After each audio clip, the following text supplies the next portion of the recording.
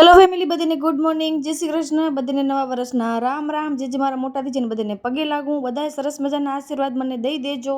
તો જુઓ, દર ફેરે છે ને, એટલે મીન્સ કે બધા દિવસો સરખા નથી હોતા. તો આ ફેરે અમારી દિવાળી થોડીક નાજુક છે. એટલે ખાલી અમારા પરિવાર માટેની, જેમ કે અમે 4 ફેમિલી મેમ્બર્સ છે, તો બધાએ હમણાં જરાક બહુ જ ફાઇનાન્શિયલી પણ થોડાક હમણાં કમજોર થઈ ગયા છીએ. તો આ ફેરે દિવાળી થાય એમ તો હતી જ નહીં. તમને બધાને ખબર છે કે મારા સસરા એક્સપાયર થાય એના પછી.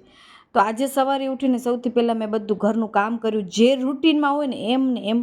અને રૂટીનમાં એ પણ આવતું હતું કે આજે પતિદેવ છુટ્ટી હોવાના કારણે પણ એમને 3-4 દિવસથી છૂટી છે ને, તો એમને જે કાંઈ કામ મળતું હતું ગાડી, કેમ કે અત્યારે સિઝન છે હવે વળી પાછી, જે ટૂર્સનું કામ કરતા હશે ને એ સમજી શકતા હશે કે ગાડીવાળાને અત્યારે વર્દી મળી જાય.